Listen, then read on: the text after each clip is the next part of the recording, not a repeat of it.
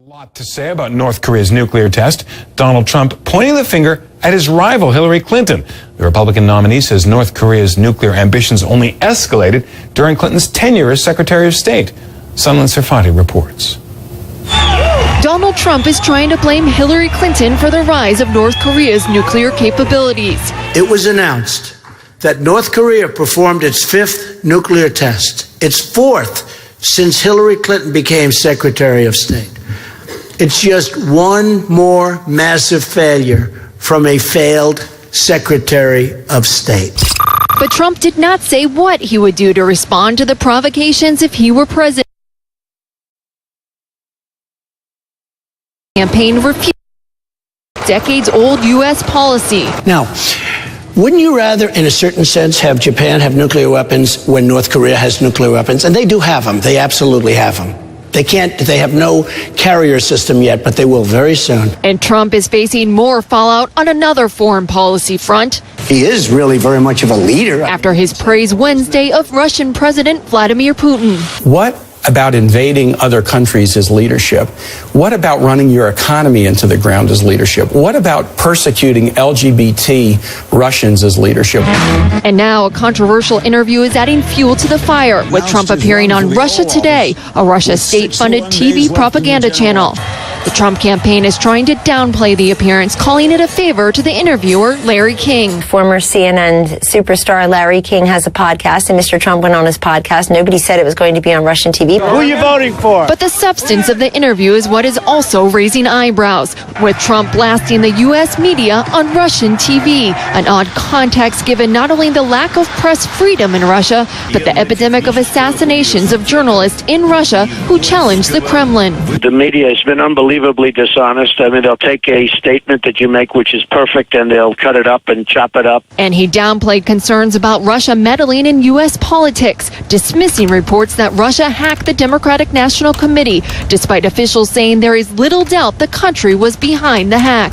I think it's probably unlikely. I think maybe the Democrats are putting that out. Who knows? But I think that it's pretty unlikely. Meantime, the Trump campaign is trying to clean up another controversy, Trump's refusal to disavow his birth or past, questioning if President Obama was born in the U.S. He believes President Obama was born here. I was born in Camden, by the way, New Jersey. He was born in Hawaii. But Trump surrogates are now out in full force, saying Trump now accepts that President Obama was born in the U.S. Donald Trump believes now that he was born in the United States. I believe it. He believes it. We all believe it.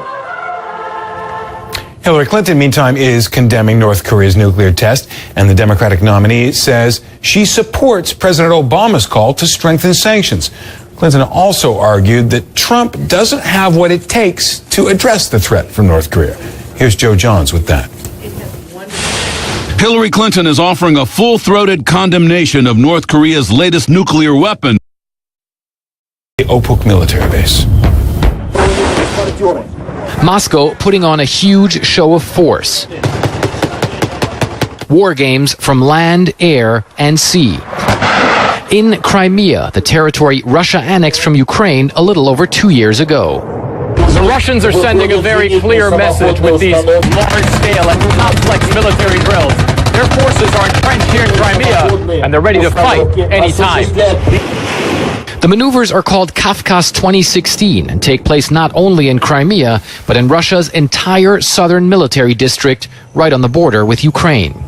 The drills involve more than 12,000 soldiers, dozens of fighter jets flying mock dogfight missions, strike aircraft hitting ground and sea targets, and land forces in an amphibious assault. Still, the Defense Ministry's spokesman insists it's not a provocation. This is not at all a provocation, he says. I want to stress that this is a planned event. We announced these drills last November. The troops have been preparing for a long time. But they come at a time of heightened tensions with the U.S. and NATO over the annexation of Crimea and other issues.